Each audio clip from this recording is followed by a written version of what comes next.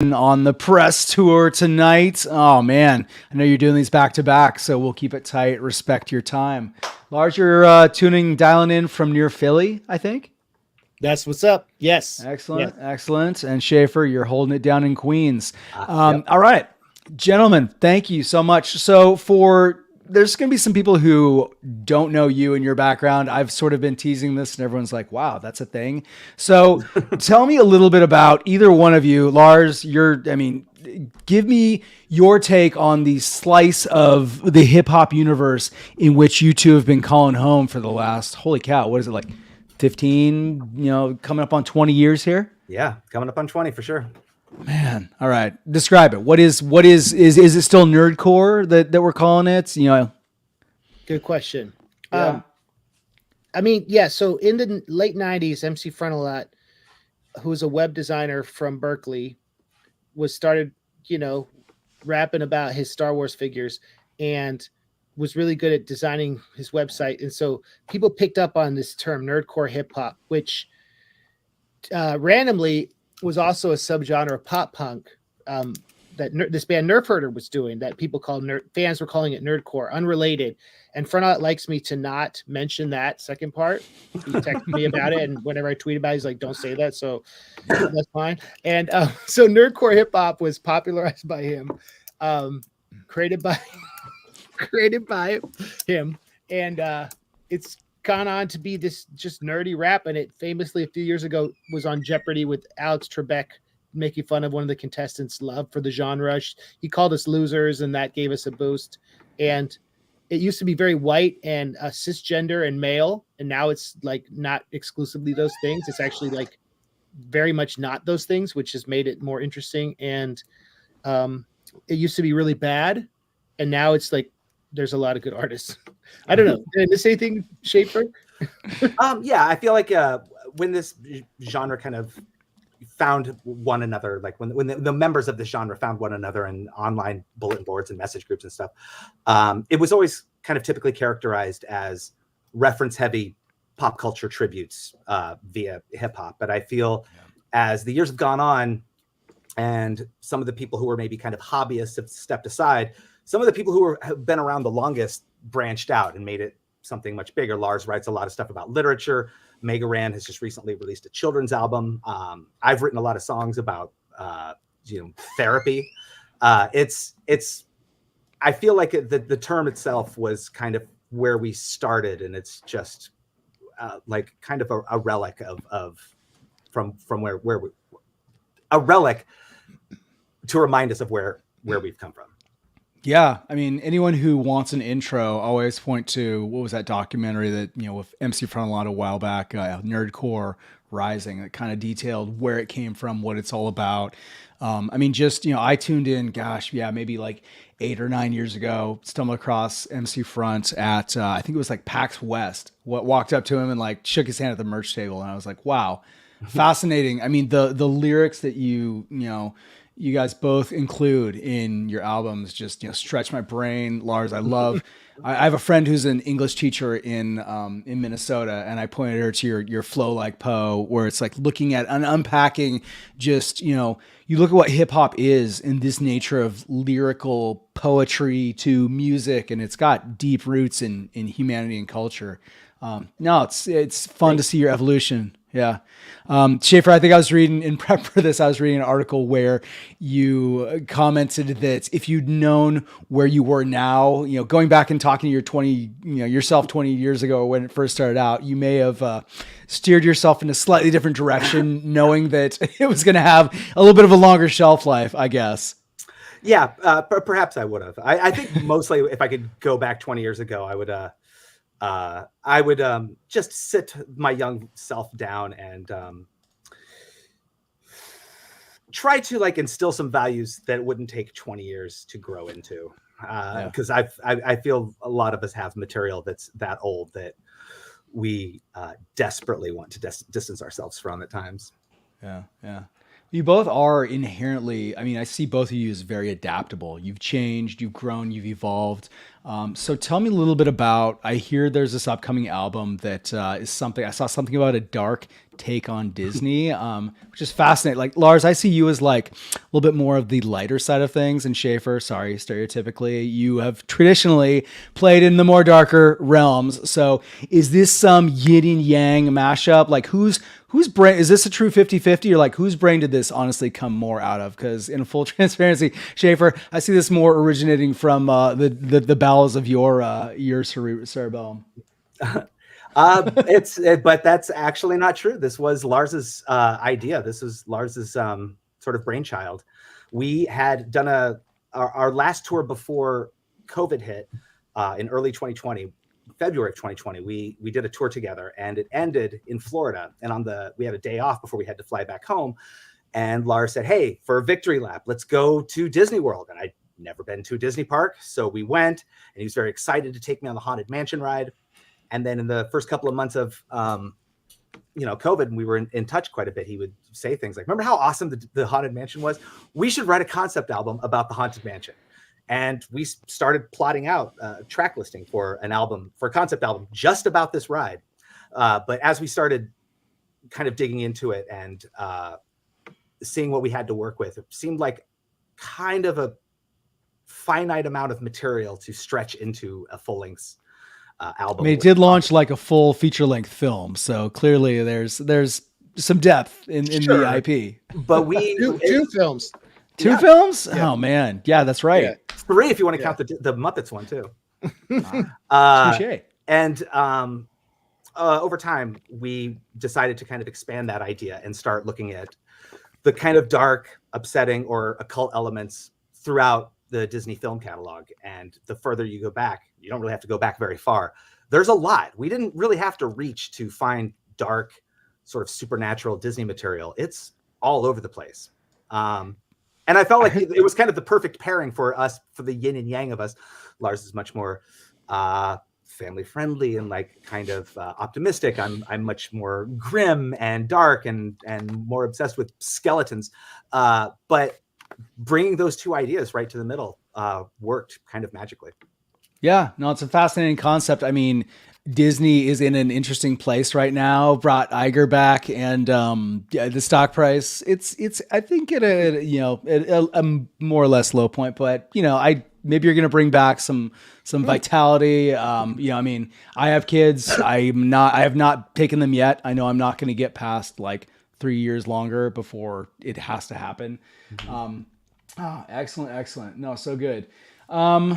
Lars, you two have been collaborating for a stretch here now. How is this, what was this one like, as compared to the previous ones? How was it, producing in this, in 2023 going into 2024, what's new? What's different? Was there something that was more challenging, more gnarly, easier, harder? How does this compare to the previous, now that we're out of COVID and getting back to whatever new normal is? How is this one for you?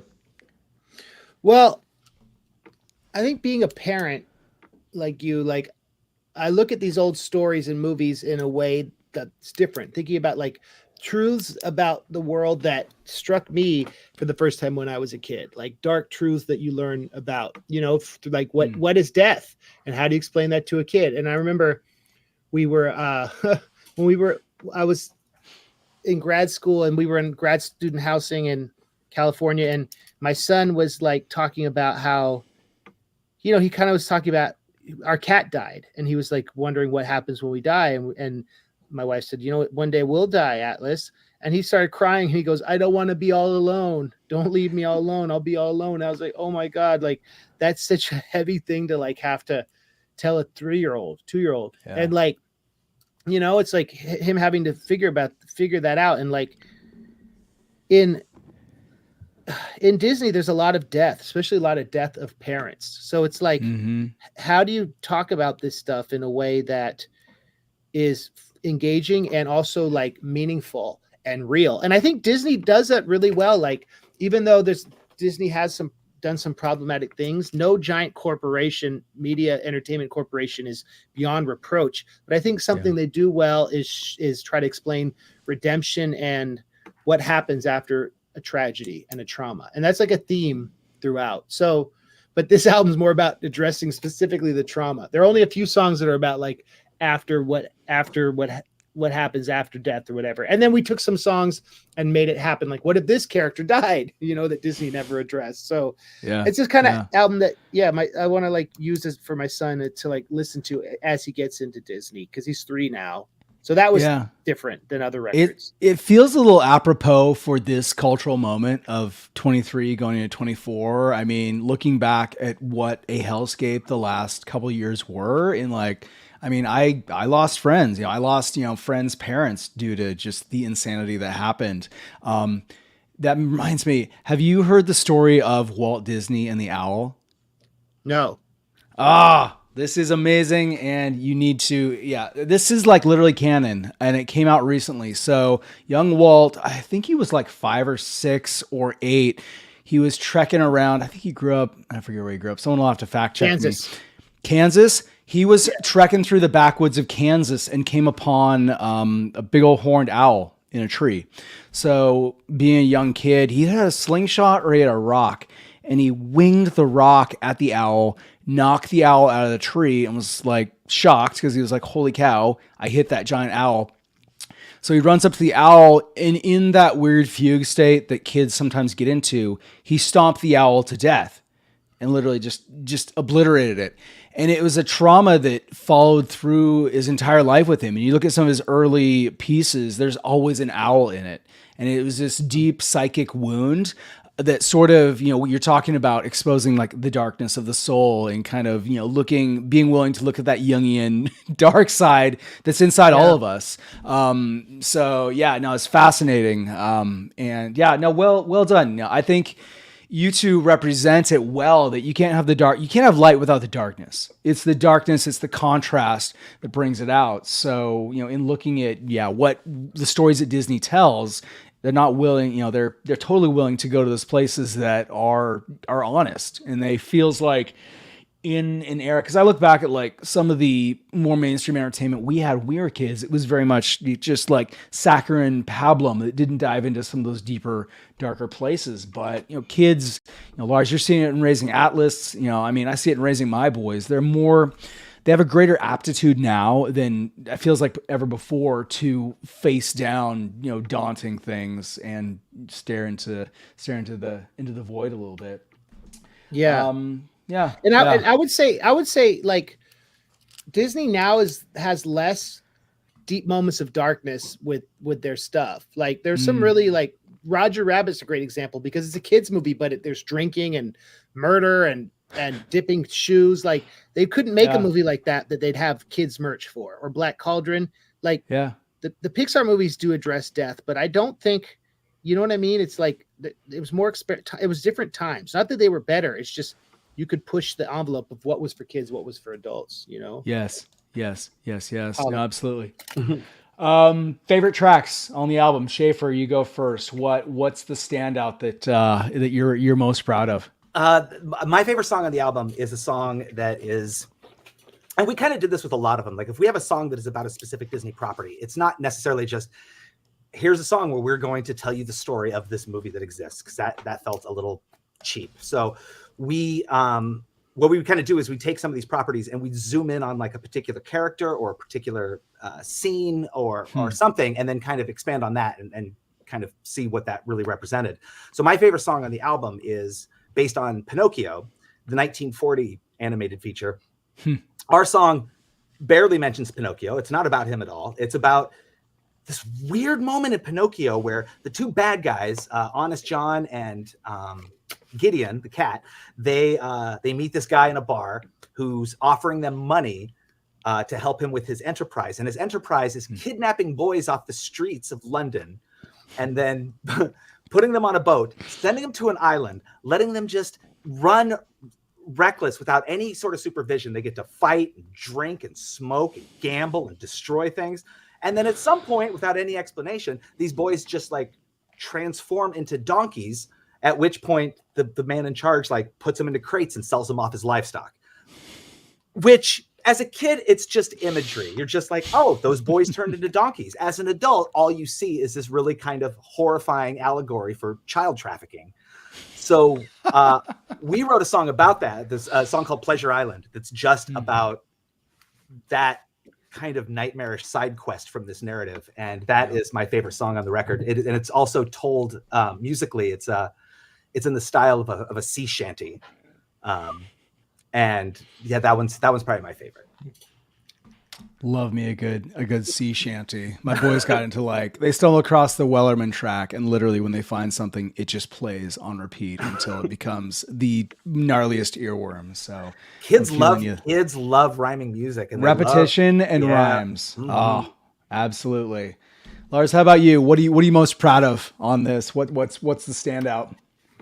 We did a song about the Black Cauldron, which is was a famous flop for Disney based on the Prydain Chronicles by Lloyd Alexander, which were like a Welsh version of Lord of the Rings kind of. And we take the movie, and then, during COVID, I read all the books. So it's like, what happens when Taran, the lead, becomes old and loses his friend? And like, what happens when you have to confront death as a way to make peace with your legacy, but also as a way to be fearless in your life. And Schaffer's character, not to give away too much away, Gurgi, dies in the Black Cauldron. So he dies again in this song, and we're burying him by the rivers of Averin. It's emotional. When I think about it, I get emotional. And he's telling him, don't worry, I've died before I came back. It's not that scary.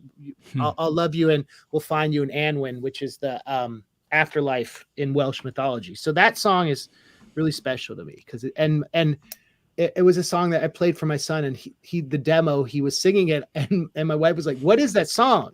He's like, that's Daddy's song. And so that was special to me, that and I read him the Prydain, there's 2 Prydain Chronicles kids books that I read him that he likes. So so that's what's up. I love that. Is that on Disney Plus? Is that one of the ones that made the cuts? If I dig into the archives? Okay. Yeah. Pretty cool. It's good. I have never watched it, but I grew up with the Sierra made the Black Cauldron game for PC. 286 era, super blocky side scroller. I could never finish it. It got gnarly hard. It was one of those type to direct your character around, and if you didn't do it in the exact precise order. Fascinating. I had to go back and watch that. I love that. No, super good. It was PG, which was unique. They'd never done a PG rated movie because there's some really horrifying scenes with the demons and stuff like that. And then they were like, oh, kids are going to love this. But nope, they lost millions, and Who Framed Roger Rabbit saved Disney 2 years later. So that's right. It's interesting. Yeah. It's dude, Tom, it's worth it because it's a beautiful movie, and the score is awesome, and the story is just really heartwarming, Yeah. Anyway. That's what's up. Is Who Framed Roger Rabbit, Lars? Is it safe to say that's your fave as far as Disney films? That's my favorite. Yeah. Yeah. Pretty great. Yeah. Great movie. Yeah. How you, Schaffer? You feel me?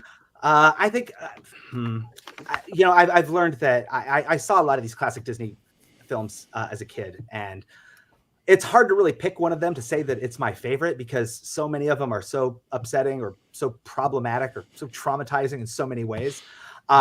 I really my favorite Disney movies are ones that were made by Pixar. And I think my favorite of those, I have to say my all-time favorite Disney movie is probably WALL-E. Amazing film. I just love it so much. Yeah. That is up there. The Pixar era is so fascinating for Disney, and especially, and they took such a gamble with the soundscape in WALL-E. It doesn't have any spoken words for half an hour of the film. Yeah, and still I cried. Without any spoken dialogue. It's that opening 30 minutes is heart-wrenching.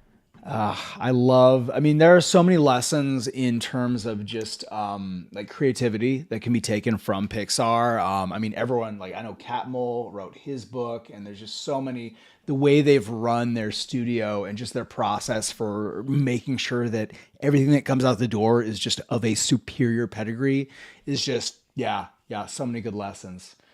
Love it. When you have a computer that's part of the visual element, it gives you more freedom with the narrative. And one of the things, just to go back to Black Cauldron, when they finished it, the head of the studio at the time was so upset about it. They tried to edit it like a movie and slash out all these parts that they'd spent tons of time on, and those later resurfaced. But like, it was hard to gerrymander it once it was animated. But if you're doing it all on the computer, it's easier to go back and just give Woody a different color hat. So like, you can craft the narrative in a way that you couldn't with cell animation if you need to, you know? Yeah. But at the same time, making it CG, there is that element of how do we bring the human element into it? Because, you know, I mean, there is like the low budget rate CGI cartoons that are just, they come across as soulless because they don't have the just human spark in them. And that was something that Pixar always did, even in the early days. You know, the first Toy Story was like very elementary in terms of what they were able to do, but they pushed the bounds and were able to, like, even from like film one, weave in humanity, weave in just emotion. I mean, that was the biggest surprise, because it'd be so easy just to have it be blocks. It was very like, it was computer animated features like in their infancy, but it didn't really matter because the screenplay is as good as anything it could hold up today. And I feel like that does a lot of the heavy lifting. Yeah. No, it's fascinating. I mean, it's a fascinating hook to hang, just a concept album on. So, January 12th it drops. Is that I think so. Okay, we're still wrapping it up. Yeah. Any other so any plans to tour or tour this one, or is it just where are people going to find it? We'll probably do an East Coast spring tour. It's going to be on all the platforms. We have one video out that's like a lyric video for the Haunted Mansion song, and it's just good. We're doing vinyl too, and we appreciate that Tom had us on Epigraph to talk about it. Gotta do vinyl. Oh, I don't often do actually I never do a Kickstarter, but when MC Frontalot dropped his D20 a couple years ago, I should have brought it down. I sprung for his vinyl, and it's fascinating, guys. Well, I hope this exposes you to people who would never otherwise stumble upon nerdcore, lit hop, post-punk, laptop rap, all the labels. It is truly a genre in which there is something for everyone. I mean, whatever your flavor of, just as long as you're in the big welcoming universe of hip hop and just lyricism and humor and creativity. It's a deep well to dive into. And you guys deserve all the success you get. I know you've been, this is a boulder you've been pushing up the Sisyphean hill for a long time. So well done. So much. Well Thank done you. for really just sticking with it. Tom, what's your favorite Fredolot song? Oh man, that is a good one. There's just so many classics. Goth Girls is beautiful. Man, he's just, what was that? Yeah, I don't know. They're all good, man. The guy is a Stoop Sale. Yeah, it's a good one. I don't know. I can't. I think, and he's yeah. I think both the records he put out in the past decade are awesome.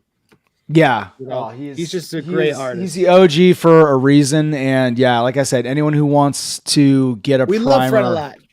Anyone who needs a primer on Nerdcore, check out Nerdcore Rising. It's on find it on your favorite streaming service. And Schaffer, I was telling Laura. Can I recommend a primer after Tom? Sorry for interrupting. Yes, no. Do it, please. Yes, absolutely. I'm done. Do it. Yeah, give the 101.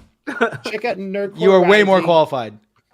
That's a good one. Life's a Bee and I'm Her Pimp by MC Chris is great. Schaefer's Sick Passenger and Mega Ran's Random Record are all great primers into the genre. That's all. I just wanted to plug those because those are like foundational. And I know I didn't mention any women. Lex, the Lexicon artist, is awesome too. I don't know, Schaefer, is there a record of hers you'd recommend? Because I know you worked with her a lot more than me.